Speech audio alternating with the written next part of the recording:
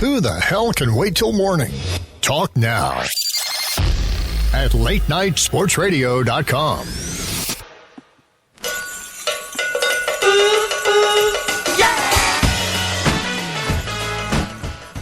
It's the Fantasy Greeks NFL Power Hour here on Late Night Sports Radio, coming at you live, powered by thefantasygreek.com. I am Keith Grieve here, joining you every week as I always do on this special occasion here. We have Sammy Bissett from thefantasygreek.com and as well Chad Bellin.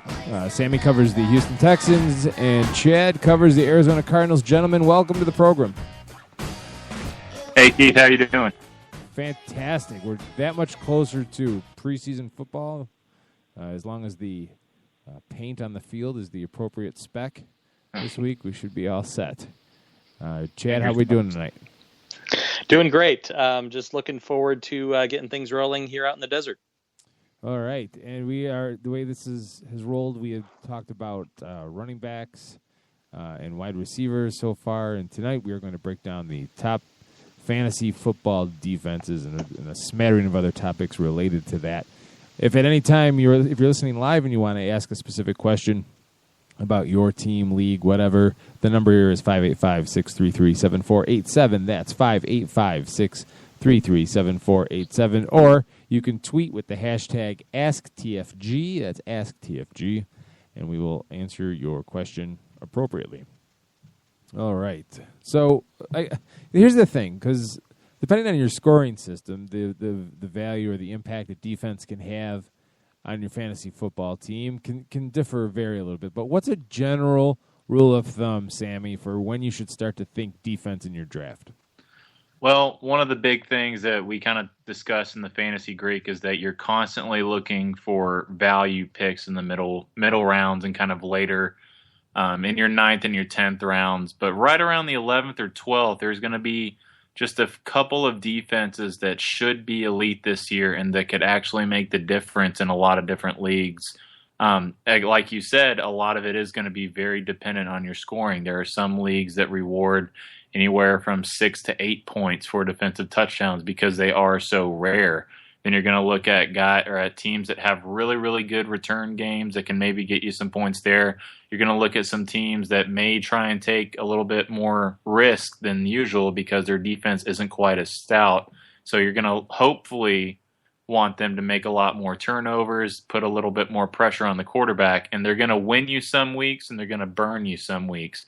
Those are the teams that we really kind of recommend pushing back to the 14th, 15th round because there are a plethora of defenses that you can pick up later in drafts in your final 3 picks that can be pretty solid for the majority of the season.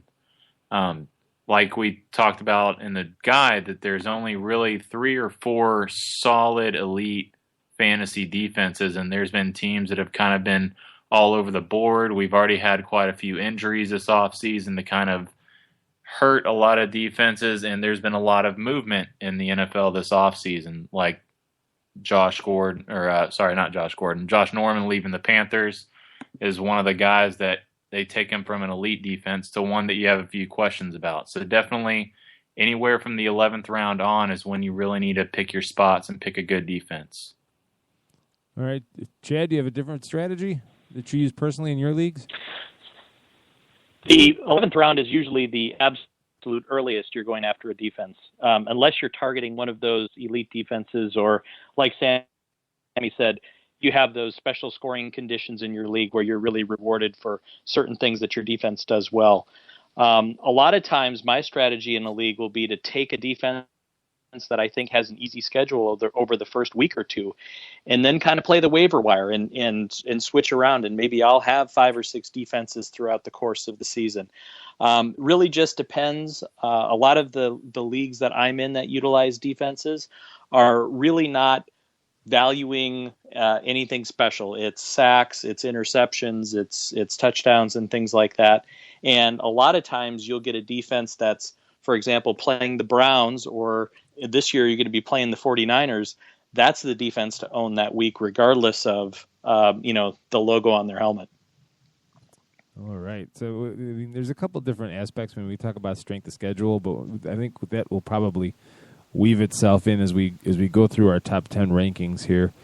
So let's hit the top 10 without further ado.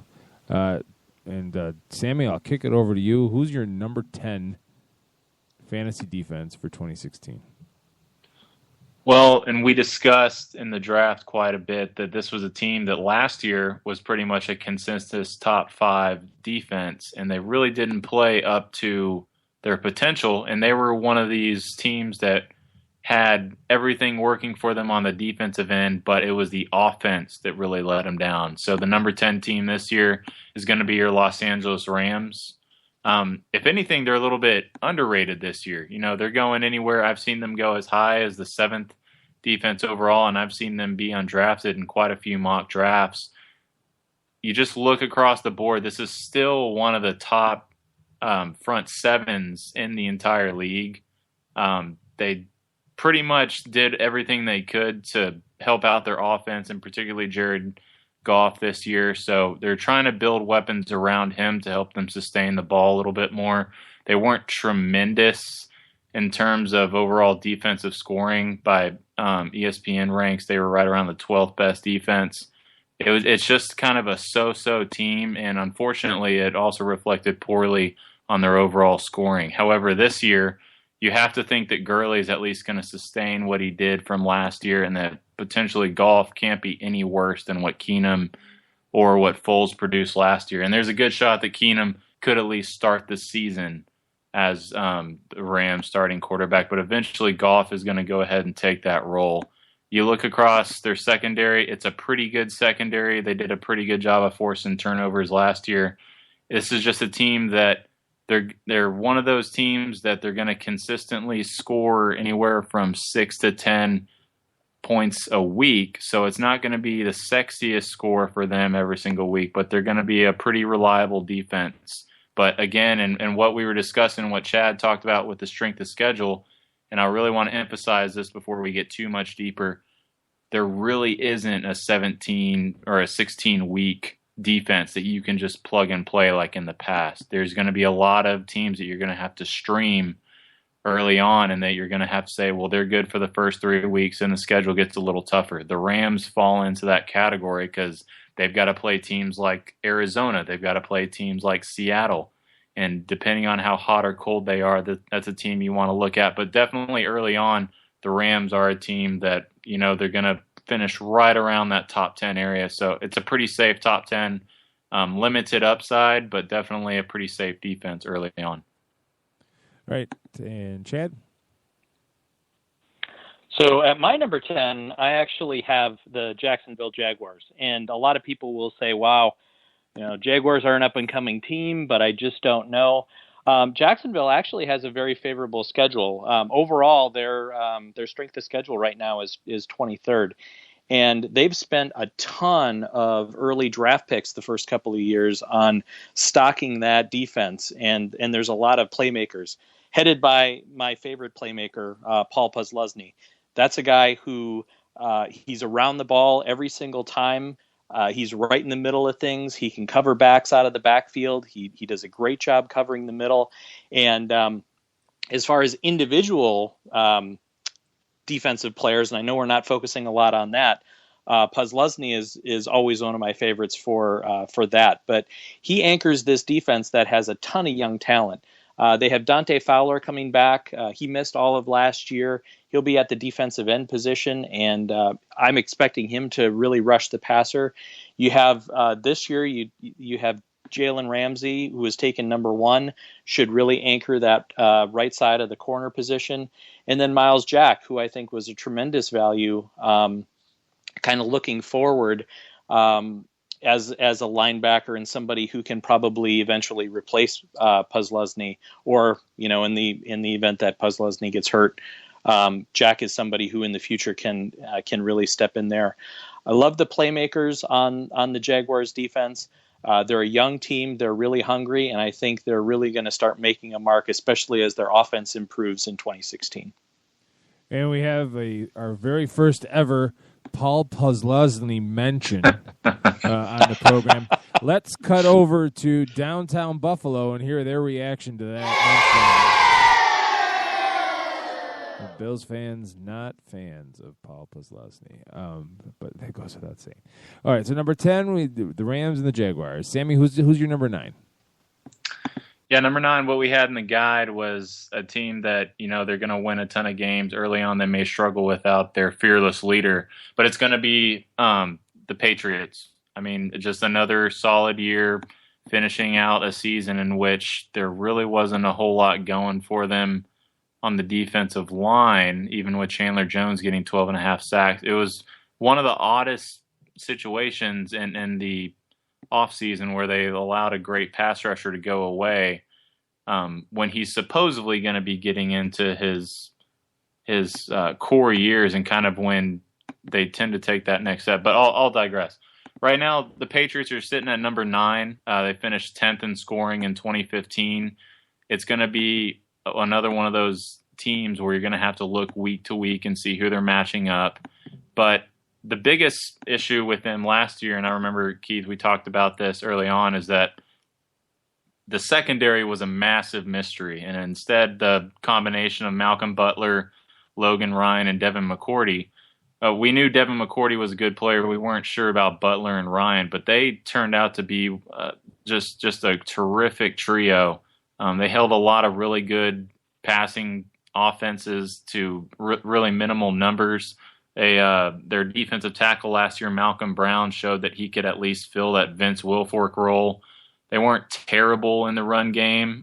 They also forced a lot of fumbles. They ended up forcing the 4th most fumbles with 28. Granted, they only recovered 9 of those forced fumbles, but it's one of those situations where they create a lot of havoc, and then later in rounds and in drafts in particular, when you're in the 14th, 15th round, you're looking for teams that are going to create turnovers and create opportunities for them to go from a 4 or 5 point week to a 9 or a 10 point week. And so the Patriots fit that bill. They have pretty good depth all along every single position group. There's no eye-popping talent, but it's just one of those teams that you're going to get consistent scoring most weeks. So Patriots at number 9. Right. Chad, your thoughts on the Patriots this year? Well, the Patriots actually fell just out of my top 10. And as a Cardinals fan, I love the fact that Chandler Jones came out here, and he's going to really help the Cardinals defense a ton. And I think that was at the expense of, the Patriots really taking a core piece and for whatever reason, divesting themselves of it. I also had heard earlier today that Rob Ninkovich suffered an injury. And if he's out for any length of time, the front 7 there is really just missing the guy who was supposed to step up and probably be the next in line there. So I agree with a lot of what was said about the Patriots. I think, every year Coach Belichick has his players ready, and there's not a lot of household names, but they definitely work hard and get the job done. Do we think Chris Long is an impact player for this defense? I think it's pretty clear that they're looking at him as a guy who's going to give everything he's got for 1 year, and I think he can at least fill that role. I expect him to be maybe 60-70% of what Chandler Jones was, but like Chad mentioned, that they're looking at other guys to step up. The Ninkovich injury kind of puts a lot of question marks on that defense, but I don't think they're looking at Chris Long to be the answer. I think they're looking at him to be a stopgap 1 year defensive end, a good veteran who can come in, fill his role.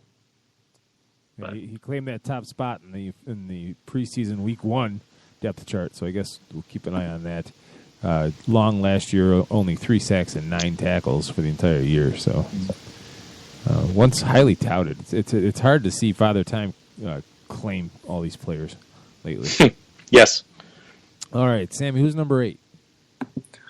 Number 8 this year, we're going to go ahead and pick a defense that actually finished in the top 5 last year. But the big thing that hurt the Chiefs, Kansas City Chiefs, they came off of a great year. And in fact, depending on how your league was scoring, I was pulling the rankings from my ESPN league that I'm a part of, and they finished 2nd overall in that league. They tied for the one anomaly with them that I think has to there has to be some regression is the fact that they scored 6 defensive touchdowns. Pretty insane, and I don't think anyone is going to sleep on Marcus Peters anymore. I mean, that dude as a rookie showed just some elite talent and flashes that he's going to be the next star cornerback in the league. But along with teams starting to stray away from picking on Peters, you would think, okay, well, they still have Sean Smith on the other side. Well, they don't anymore, and now they're having to go to Phillip Gaines potentially. They've also got Kavari Russell that they picked up in the 3rd round, and then they also picked up Eric Murray in the 4th round. And although it's just one position that you're looking at, it's a passing league, and it's something where they're number 2. You would think that Phillip Gaines may be able to fill that role, but the fact that they drafted a cornerback in the 3rd and in the 4th round kind of speaks to they're not 100% confident with the people they have. But again, this is another team that last year they were kind of helped. Not only did they have great pass rushing, but they also managed to hold the ball pretty well. Even with Jamal Charles out, it's an offense that didn't put their defense in a lot of bad positions. They did really good jobs of moving the ball on offense and giving their defense time to rest, which there's equally as talented defenses. It's just they're not going to have as much help from their offense, kind of like the Rams. But there's just so much talent on this team. I really think that they have top 5 potential, but I didn't feel comfortable ranking them that much higher until we really see how their secondary shapes up. So Chiefs at number 8, but they definitely have some upside. All right, and Chad, about the Chiefs, what do you think? So I have the Chiefs ranked way higher on my list. One of Sammy's last comments there was they could be a top 5 team. Absolutely, I think the Chiefs could be a top 5 team. This is a team that went 11-5 last year and was really, really competitive on both sides of the ball. I think you have to start in the middle with Dontari Poe. I think he really starts to cause havoc for the middle of the line, and he's a player that can really start to force teams to be a little bit more one-dimensional if they're not already established in their running game. And I think, Justin Houston and Tamba Hali are 2 of my favorite players to watch. Both of these guys get off the end really quickly and pressure the quarterback. And a lot of times you'll see these guys either jarring the ball loose or they're the first ones on it. It seems like anywhere there's a running back or a quarterback, one of these 2 guys is there harassing them. Both of these guys are injury risks, obviously. I think they're both maybe even still on the preseason PUP list. But I expect those playmakers along with, the obviously the return of Eric Berry, all of those things coming together, I think is really positive for the Chiefs. And I think they're actually going to exceed expectations. For the Chiefs, the depth chart released yesterday, Steven Nelson is the other corner starting opposite Marcus Peters for at least this week. Yes, I know it's preseason. And Justin Houston at ProFootballReference.com is listed as out and is in danger of missing the entire season this year. That would be a huge blow. Oh, yes, it would.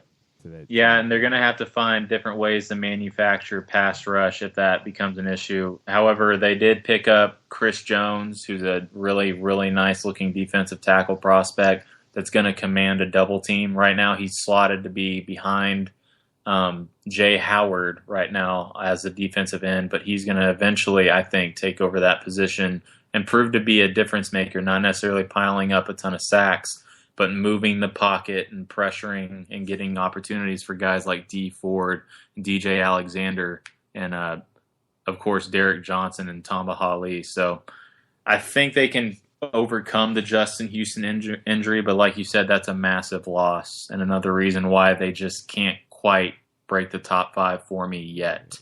It's going to be one of those wait and see defenses. At NFL.com, the average draft position is 72nd, so in a 12-round draft, that puts them in the 6th round. Third defense being taken right now. Yeah, that's way too high. I mean, you can get a good wide receiver 3, you can get a third running back, you could even pick up an elite quarterback at that position. So picking the Chiefs up that early, I'm going to have to pass on that. Okay. Picking any team up that early, yeah, you have to pass on. But I'm still really bullish on the Chiefs. I had forgotten that Houston hurt his ACL earlier in the spring. But this team still, they're quick to the ball, and I think they generate a lot of excitement and a lot of matchup issues for other teams. All right, Sammy, number 7. Number 7, and they actually finished 7th last year as well, is really not a sexy pick at all, but it's one of the it's proven to be one of the steadiest defenses in the entire NFL, and that's the Minnesota Vikings. It's pretty crazy because you're not looking at a team that generated a ton of turnovers last year, but they only allowed 18.99 points per game, which is 5th best in the NFL. And it kind of matches what they want to do. They want to run the ball. They want to limit turnovers offensively, and they want to try and get after the quarterback and force the issue a little bit on defense. And they have the right guys to do it with Anthony Barr. Harrison Smith has proven to be a playmaker, and he finally got his big extension this year. I'm looking at their team and their roster, and it's a lot of the same guys. There's a lot of continuity and a lot of chemistry that's been building for several years. There isn't going to be any specific position group that looks elite. But when you also look at this depth chart, there's not going to be any specific position where you're looking at and like, man, that's really going to be a hindrance on them this season. Now, I know that they picked up Terrence Newman, and they've had a really good cornerback in waiting with Trey Waynes, and he's shown some great flashes. He's also shown some potential to make some pretty dumb plays in coverage. However, I feel like Terrence Newman being there is going to help shore up the other cornerback position. You've still got guys like Chad Greenway, Eric Kendricks, Sharif Floyd that have really shown up and played well consistently for this defense. And I just look at them.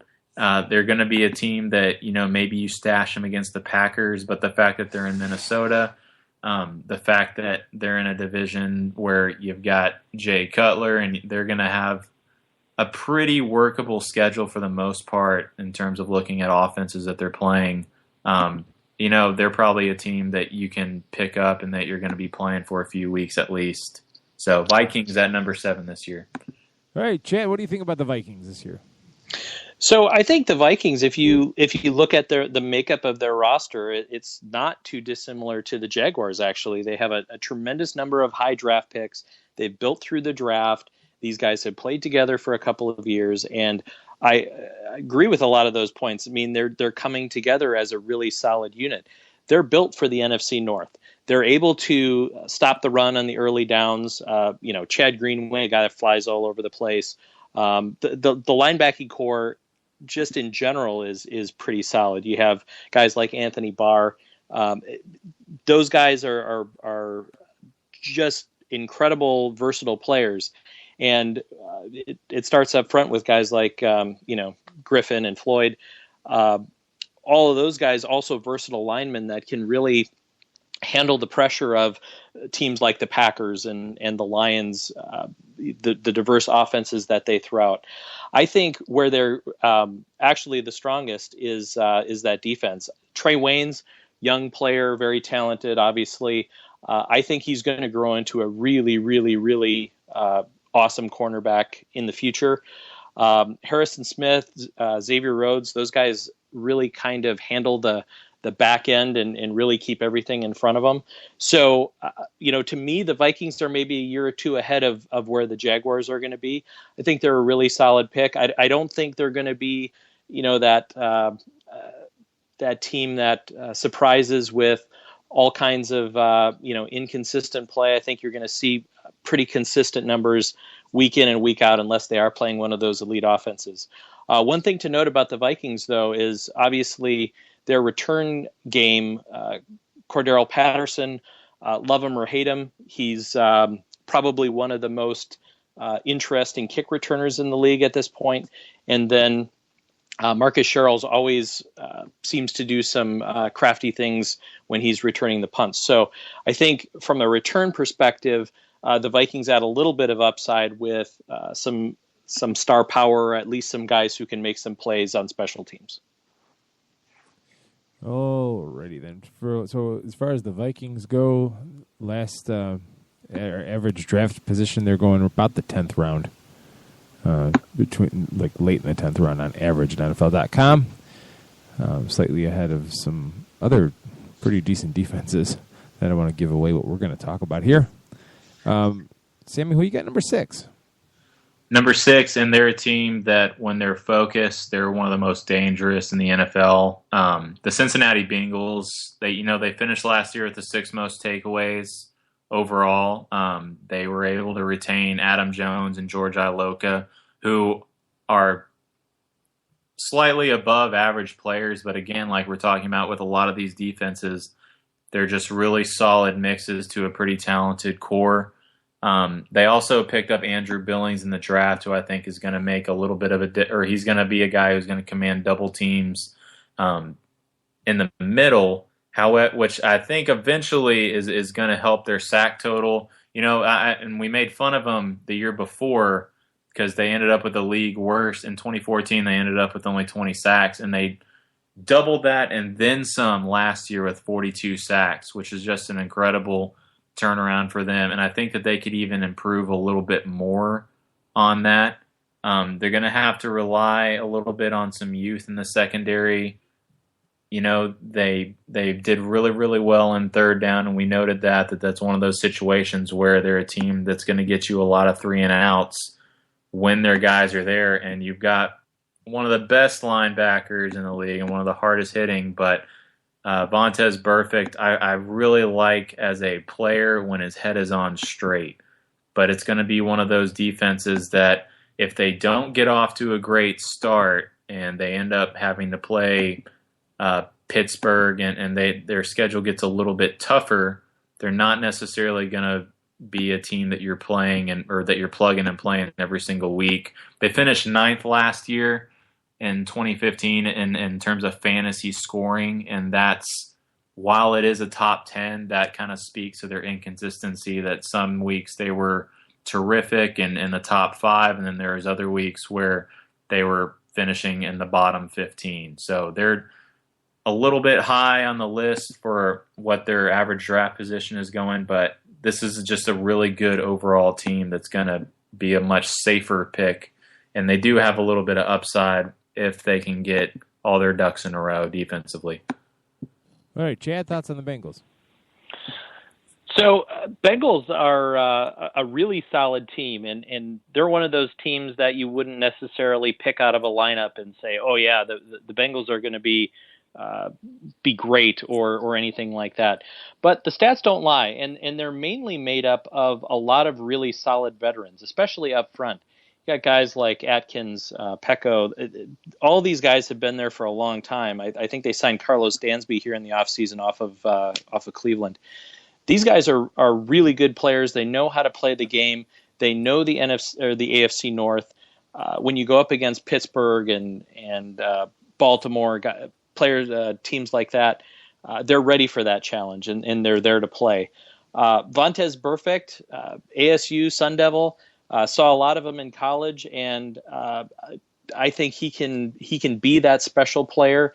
He needs to be ready for the game. He needs his team to make sure that he's focused and not thinking about other things and having all those distractions. But when he's in the game and when his mind is right, he probably is among the most elite athletes and elite linebackers in the game. I think goes without saying that you mentioned a guy like Adam Jones. I don't know if we still call him Pac-Man or not anymore, but he's really done a nice job the past couple of years. Kind of an undersized corner, but always has had a lot of speed. He brings that extra element in the special teams game as well. He's had some pretty exciting punt returns the past couple of years. So overall, I like the Bengals. This is not a team that I would necessarily reach for, but this is an excellent option for some of those weeks in the year. They play some weaker teams this year and have a nice strength of schedule. So Bengals are certainly a team to watch, especially as your season goes along.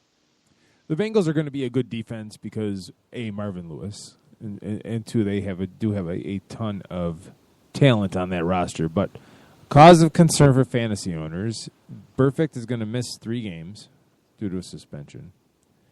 And also, and this is just my own personal, gut feeling, that secondary is without Reggie Nelson this year. That's a veteran head in the secondary that now gets handed over to, looks like George Iloka right now. So, again, may not mean anything, but there are times during the season where you need that experience that Nelson brought to the game. And, again, not enough to shy you away from drafting them by any stretch of the imagination, but it may not be exactly your Bengals defense that you remember from last season. Well, and Keith, I'm going to piggyback on that a little bit. What we also try and recommend, particularly in terms of draft strategies, is that you pick up one of these top 7 or 8 defenses and that you can hold them on your team and they can hold a roster spot for the majority of the season. But like what we alluded to earlier, or what Chad alluded to earlier, is that you're eventually going to have to stream them some weeks. And this is a situation where maybe you took a flyer on a Devontae Booker in the 14th round, and it turns out that C.J. Anderson is going to hold the job, or you took a Paul Perkins in the 15th round with the Giants, hoping that he becomes the running back, and it doesn't work out. You can drop a lottery ticket guy that you pick super, super late and pick up a defense that may just be a middle-of-the-road defense by our rankings, but that has a really good matchup each week, and you don't necessarily have to drop the Chiefs, the Bengals, the Vikings. These are defenses that more weeks than not, they're going to be scoring right in the top 10. But like you said, you want to try and make some room in your draft to have guys that could be lottery tickets or guys that you know that you're probably going to drop. That way you can compensate for some of the tougher schedules going forward. And that's just something I kind of look for in terms of picking out my waiver selections and picking out my defenses if I can't get an elite defense late. All right, so that rounds out the bottom 5. You have the Rams at the 10 spot, the Patriots 9, the Chiefs 8, the Vikings 7, and the Cincinnati Bengals 6. So now we head into the upper echelon, the top 5. Sammy, who's number 5? Number 5, this is a team that most notable had one of the craziest years, I think, in terms of rebounding and coming back to becoming just a pretty decent team to an elite team in recent memory. But it's the Carolina Panthers. I'm looking at their R-Lads depth chart, and this is one of the things that I really stressed and that you're going to have to worry about. The corner or the secondary has quite a few new guys starting, and they have just a lot of question marks in that area. With that being said, still a top 2 or 3 front 7. They've still got Kawan Short, Star Latulier, Charles Johnson. They just have all sorts of great options there. But they have the best middle linebacker combination in the NFL with Luke Kuechly and Thomas Davis. Those are 2 of my favorite players to watch. They're both throwbacks in terms of being physical. However, Luke Kuechly is one of the top coverage linebackers, and he's good for he himself is good for a few takeaways every single year. You can pretty much pencil it in. He may be the top 3 discussion for defensive players in the league. Losing Josh Norman is going to hurt. You can talk scheme all you want, that he was just kind of more of a zone guy, and they can fill in that need. First off, they didn't really fill the need with anybody noteworthy. They are going to rely on a lot of rookies. But the thing about Norman is that he also stepped up in big games, and we get lost in his little back and forth with Odell Beckham Jr., and then we kind of lose sight of the fact that he got burned by Julio Jones a few times later in the year. He was one of the top corners in the discussion, and you may not like it, but he's going to be a guy that they were supposed to replace because he was one of the biggest reasons why they led the league with 24 interceptions last year.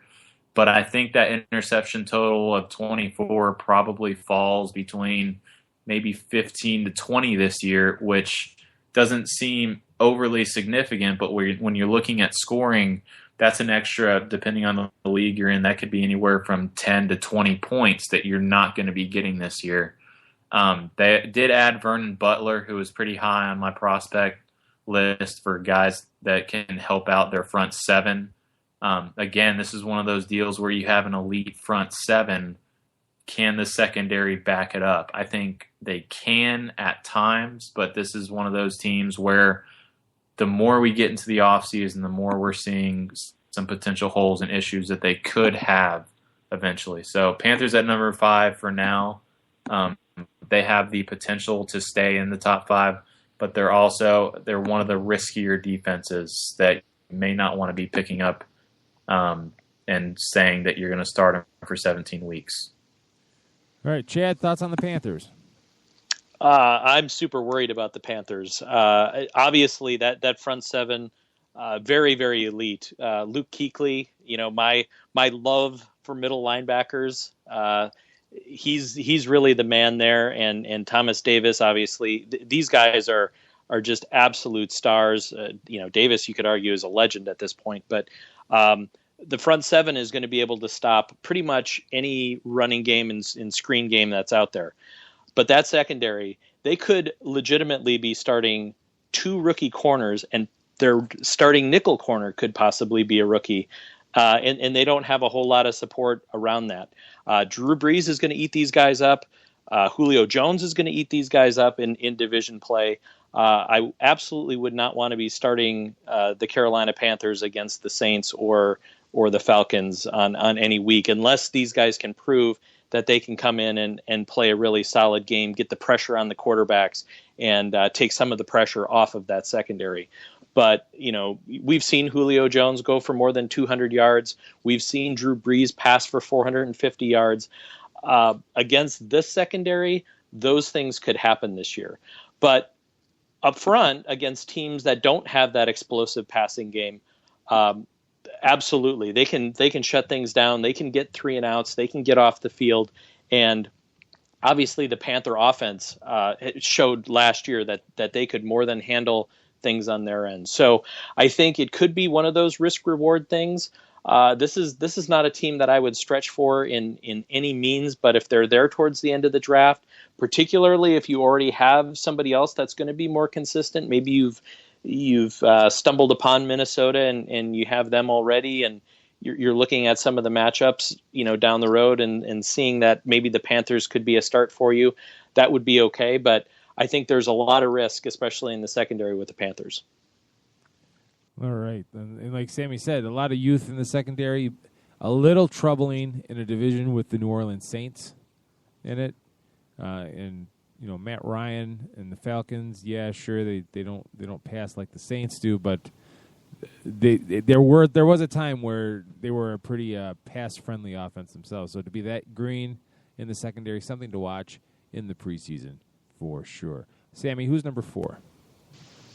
Number 4, and this is where we finally get to the real defenses that I think are going to be elite, and a lot of it has to do with superior talent, but it also has to do with the fact that there's only a handful of games that you can see right off the bat that you may have to sit them. But the Seattle Seahawks, this is probably the first time in a long time, at least 3 to 4 years, where the Seahawks have not been anywhere near the top 2 defenses. But they're number 4 for me. We saw such an elite group just a few years ago with the Legion of Boom. We saw just one of the coolest, most energetic, most swagger-driven defenses, if you will, that could get after the quarterback, could lock down pretty much any receiving group. The one issue with the Seahawks is that there's this thing called a salary cap. And they can't afford to pay all of these tremendous players, and eventually the talent is going to go elsewhere. This was another tough offseason for him. I don't think Bruce Irvin is a tremendous player, but they lose a pretty decent pass rushing linebacker. They lost Brandon Mebane, who, although he wasn't racking up the stats, he's a guy who controlled the middle of that defensive line, and it's going to be one of those deals where they have a lot of pressure now on that front seven to continue to produce. You could see their level of play gets significantly better when Cam Chancellor came back. The fact he's going to be there from day one, I think, helps. They still have got Jeremy Lane back there along with Richard Sherman. They've got Deshaun sheet who they're hoping that can produce at higher levels this year. It's going to be one of those things where they're going to have more than 22 takeaways. I think the biggest thing for them is that they stay healthy this offseason. They continue to stockpile depth with what they can through free agency. It may be a little too late now, but I think this is a team that you're looking at maybe the Cardinals. You're looking at a matchup at New England, and you're looking at a matchup at Green Bay, where I would hesitate to make sure that they're a must start. But for early on, I still think the Seahawks are one of those elite defenses that you have to look at drafting. Chad, thoughts on the Seahawks? Well, out here on the West Coast, we pay a lot of attention to the Seahawks. And one thing that we did see, though, last year is the Cardinals went into Seattle and played a hell of a game late October or something like that. And that was one of the first times in the past couple of years I remember thinking that the Seahawks defense was a little bit mortal. And obviously, Richard Sherman, Cam Chancellor, Earl Thomas, these guys are awesome. They have a lot of explosiveness in that secondary, and they can be on and really shut you down. In the middle, really like Bobby Wagner, and up front, I believe they brought Michael Bennett back. So they have a lot of those familiar names that are going to be bouncing around there. And again, for most weeks, these guys are going to be they're going to be holding people to 10 points or 14 points, and they're going to be generating a couple of turnovers and several sacks. So this is a really solid defense. I think, despite changes in personnel and things like that, and playing in a tough division where you do have the Cardinals. I think they are worth one of those first picks to be off the board, but honestly, I think probably somebody else in your league is going to go and pick them, even just on reputation alone. So you might not even get a chance to pick them because somebody's gone ahead and reached for them. It is worth noting, though, that obviously on the return side of things, on the special teams side, they do have Tyler Lockett, and we all saw what he did last year. He brings a really, really, really explosive dynamic to not only the offense but the return game. And so that's one of the benefits also of having Seattle is you have the possibility of Lockett doing something really spectacular, especially on punt returns. Yeah, until further notice, Seattle is just going to be one of those defenses that we're going to default to, that they're this plug-and-play mentality that they know what they're doing personnel-wise, and if they lose players, so be it. Michael Bennett might be the next one to go. He's going to be motivated. Not that he's a little bit of a head case anyway, but he's always motivated. But this is the second straight year that he's complained about, needing more money. He just goes out there and kills people, no pun intended. So this defense is one of those perennial just steamrollers until they show otherwise. You're right, and there is 2 points that I really wanted to make, particularly with the Seahawks. We talk about defenses that are going to get you within a certain range of points every single year. Well, the Seahawks happen to be one of those teams that their floor is going to be still in the top 15 every single week. They're not going to get you into the negatives. They're not going to get you only 1 or 2 points every single week. They find ways to generate pass rush. They find ways to take the ball away. And most importantly, their yardage allowed is still pretty elite in terms of what they allow each week. But Keith, there's something that you talked about, and I'm looking at the same average draft position for the Seahawks. Right now they're going number 1. What concerns me is that people are taking them in the 7th round. There is no way in heck you're going to get me to take the Seahawks in the 7th round. Like we keep stressing, wait until you're in the 10th or 11th round to look at one of these top-tier defenses, and that's only if you have a really stout roster and you feel it's a good decision. But Seahawks have a much lower floor, or have a much higher floor than a lot of these top teams. But 7th, 8th round, still way too high, even though they're going to be a top 5 defense this year. And if you take that average draft pick at the 65th and you take it, that's at a 10-team league in the 7th round. If you're in a 12-team league, then they're going in the 5th, 6th round. Yeah, no thanks. Crazy. That's just crazy. All right, who we got number 3? Number 3, Houston Texans, and a lot of this has to do with the way that they finished last year. easily the biggest bust of a defense, and thankfully I drafted them in the 11th round of a lot of my leagues last year. So, of course, they stink. You drop them to the waiver wire, and then they come back and they end up leading all of fantasy scoring for the final 8 weeks, and they crush people anywhere averaging, depending on the way your league scores, from averaging 10 to 11 points a game, which when you think about it, that's a pretty good flex position player. That makes a difference each and every week.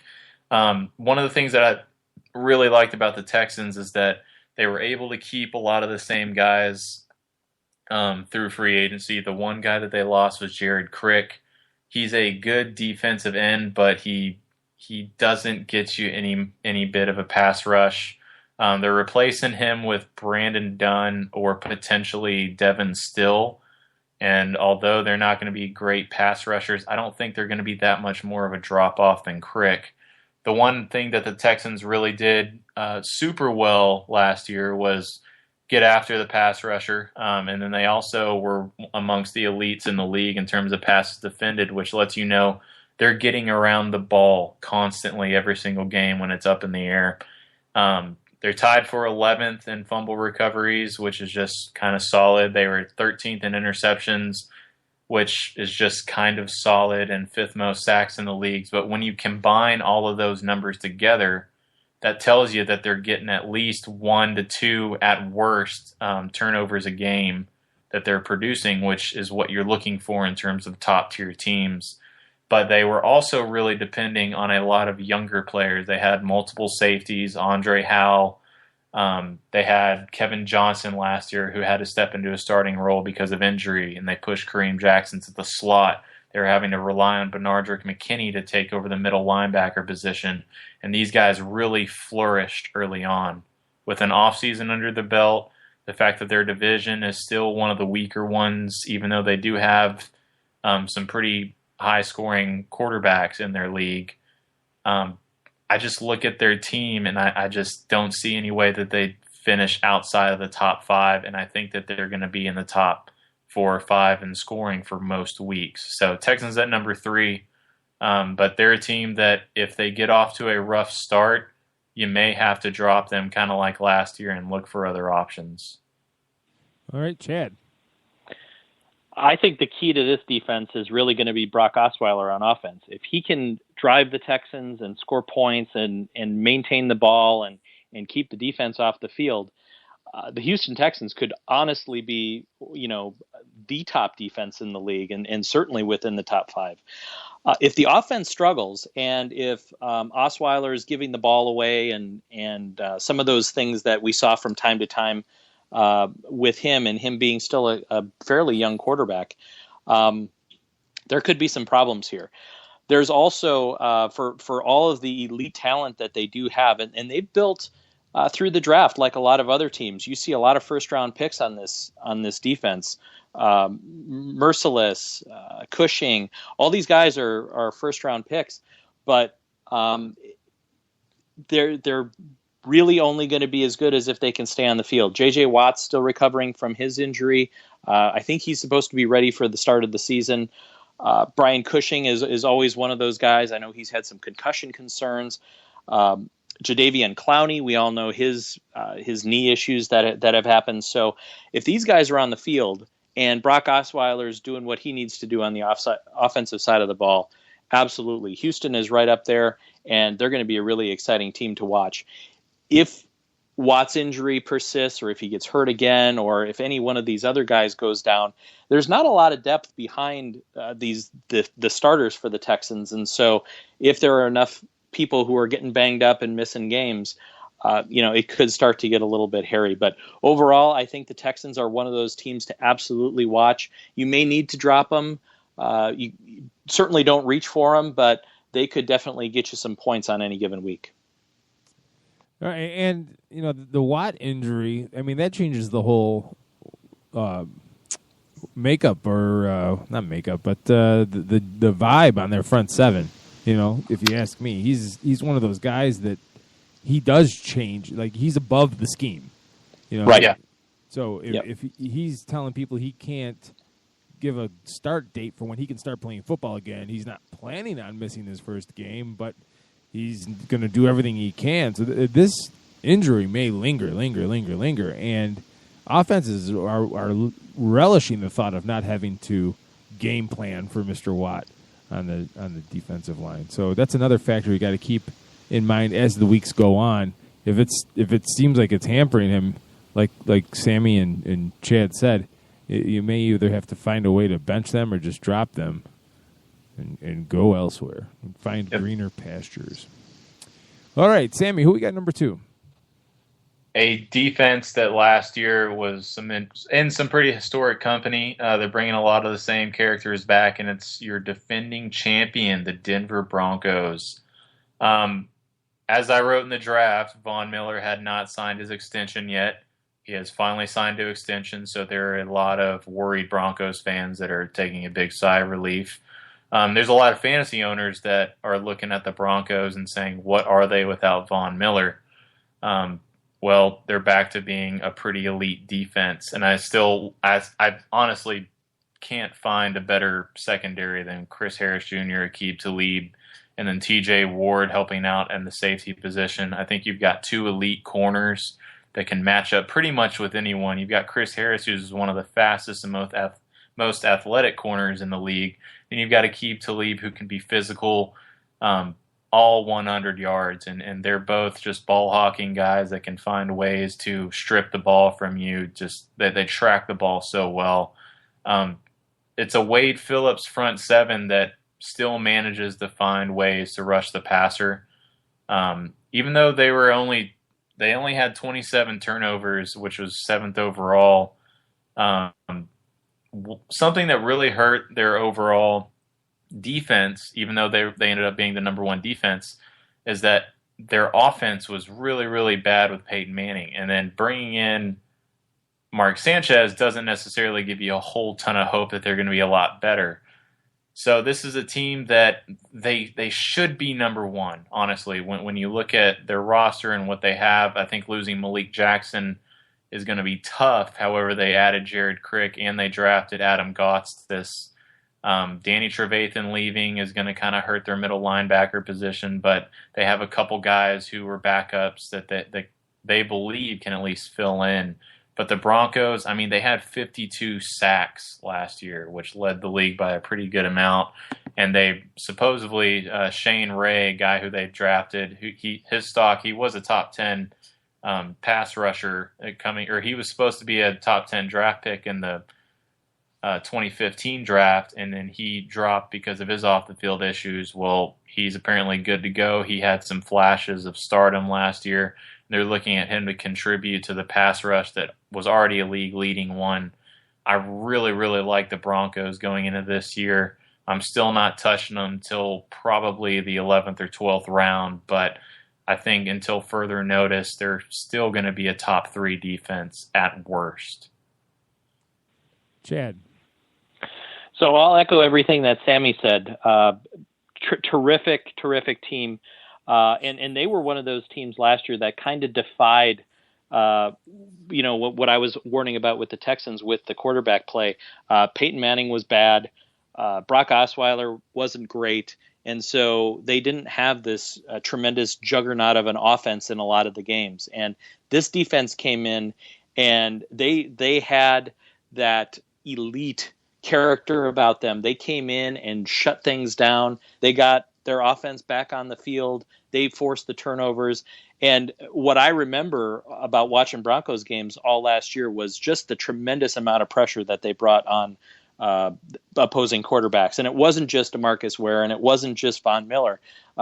Like Sammy said, guys like Shane Ray stepped up and really came in and filled the void. This team is also deeper than a lot of the other teams, and so I think they're a little bit more structured so that if they did have an injury, they have a lot of guys who are on the second line who can come right up and probably could start honestly for other teams in the league, but they're backups for the Broncos. So Denver is going to continue to be a very, very elite defense. They're going to score you some points. They're certainly going to probably lead the league in sacks again. If not, they're going to be very close. and they're going to win the Broncos probably 2 or 3 games alone.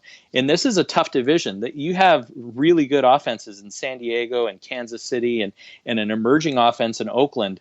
These are not slouch teams that the Denver Broncos are going up against, but I think their ranking this high is still very warranted. So let me be the negative Nelly here about the Broncos defense. Broncos team, really. So you lose Malik Jackson and Danny Trevathan, which greatly weakens the Broncos up the middle. You got Mark Sanchez or supposedly Trevor Siemian, or maybe even Paxton Lynch eventually. Probably not this year, but anyway, a cavalcade of mediocrity at quarterback, at least this year. Teams are not going to be behind, most likely, on the Broncos. So all of that wonderful pass rush that they have may not mean anything if teams are running the clock out in the third and fourth quarter and they can gash this defense up the middle. Now, Wade Phillips has done it with less in his past. He's been able to coach up guys, but people know what his defense's strengths and weaknesses are and put them in a position to be successful. So I'm not trying to say this is the Bible or that you should avoid the Broncos by any stretch of the imagination. I just think that there is a recipe or a combination of variables that may come back to bite the Broncos. Yeah, and I noted that in the draft guide that they very well, by their defense alone, at worst, should be a top 5 defense. However, if their offense falls off a cliff, that they would probably have to drop a little bit lower than that. And then also, I don't know if you guys saw, but supposedly Aqib Talib, for his off-season gun issue where he essentially Plaxico Burressed himself, he's now facing a possible suspension, a lot of reports are saying. So that's another issue that people got to look at. Also, something else pretty interesting is that the schedule makers did a great job with the Broncos. Week 1, they have the Panthers. Week 2, they face the Colts. Week 3, they're at Cincinnati. So they're going to have a really tough start. This is one of those teams that's going in the 7th and 8th round. They're a great defense, and they're going to finish pretty high, but they could also totally wreck your draft if you take them that high. So this might be a year where it might be best to pass on them. All right, we're running out of time. 2.5 minutes to go in the show. Who's number 1, Sammy? Going with the Cardinals here. I love everything about this team. They managed to force 22 fumbles last year. They had 19 interceptions. And, in fact, their pass rush, which was pretty good, they added Robert Nkemdiche, who was supposedly a top 3 pick at defensive tackle. He's probably going to be coming off the bench, potentially, which is insane, just how much depth they have. Still one of the best secondaries. I'll let Chad finish it off with the Cardinals since that's his team, but they finished 3rd in 2015. They're going to cause a lot of havoc. They're going to create a lot of turnovers, and I think their return game is going to get you 3 or 4 touchdowns alone.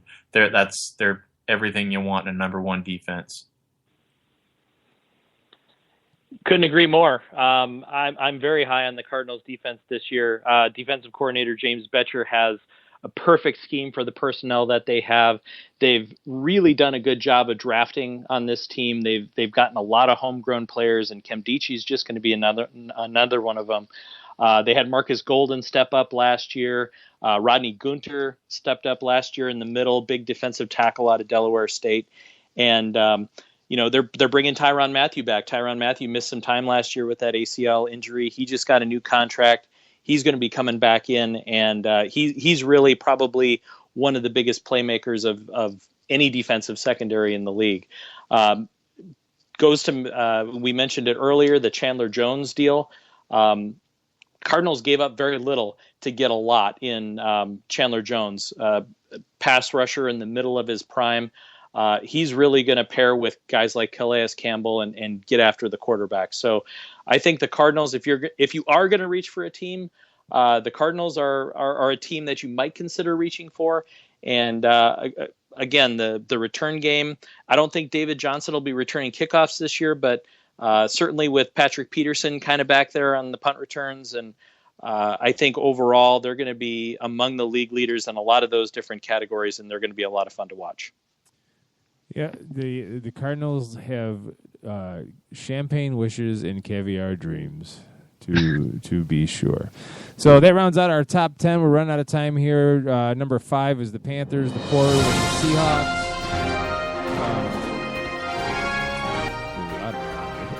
Three, the Texans. 2, the Denver Broncos. And number 1 overall, the Arizona Cardinals. This has been the Fantasy Greeks NFL Power Hour, the Fantasy Defense Edition, helping you get ready for your NFL draft, your fantasy football draft. Head over to Amazon.com or just go to thefantasygreek.com and find the link to the Fantasy Guide, Draft Guide. Be prepared. Thefantasygreek.com, your second opinion for your fantasy football instinct. Have a great week, everybody.